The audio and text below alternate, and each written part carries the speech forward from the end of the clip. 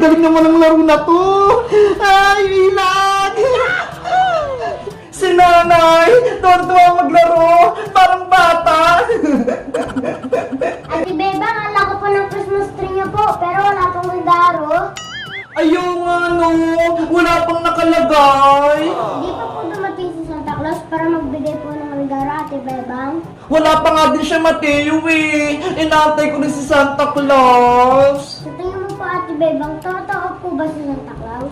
Oo naman, Mateo. Di ba? Siya nagbibigay ng regalo sa buong mundo. Eh, bakit yung nakaraang Pasko, wala po ako natanggap na regalo? Siguro may sakit si Santa Claus, kaya hindi siya nakadaan sa bahay niyo. Hindi na po ako naniniwala kay Santa Claus, Ate Bebang. Hindi naman po niya binibigay yung iba eh. Hay naku, Mateo, totoo kaya si Santa Claus? Talaga po, Alisitang?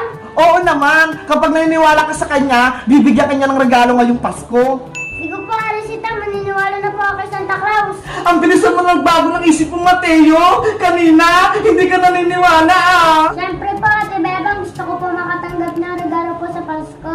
Ako din, gustong-gusto ko. O siya, matulog na kayo. Bebang, Mateo, malay nyo, dumating na si Santa Claus, bigyan kayo ng regalo. Yay! Dadating si Santa! Tara na, Mateo, matulog na tayo. Papa! Sana bukas may regalo na ako. Mateo, bilis! Nandiyan na po ako, Ate Bebang! Ayun, nakapasok mo si Bebang at si Mateo sa kwarto. Kukunin ko na yung regalo nila.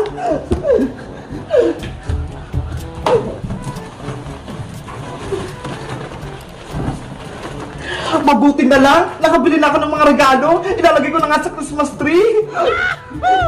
At yung regalong to, para to kay Bebang. At itong isa naman, para kay Mateo. At itong isa, syempre, sa akin. Ho, ho, ho, ho, ho, ho. Ate Bebang, narinig ko po si Santa nasa labas po. Bilis, Mateo! Tingnan natin si Santa Claus sa labas! Ho, ho, ho, ho, ho! Merry Christmas! Ate Bebang, si Santa Claus nasa Christmas tree. Tara! Puntahan natin siya para makita natin si Santa Claus! Hello, Santa Claus! Ay, wala si Santa Claus, nakaalis na siya. Mateo! Tingnan mo! May regalo sa Christmas tree! Wow, ang galing! To Ate Bebang. To Alisitang. To Mateo. Ate Bebang, naligaro na po ako. Sabi ko sa'yo, Mateo eh! Totoo si Santa Claus! Binigyan niya tayo ng regalo! Mabuti na lang, hindi nila ako nakita. Thank you, Santa Claus, sa regalo. Bubuksan ko na lang to sa Pasko.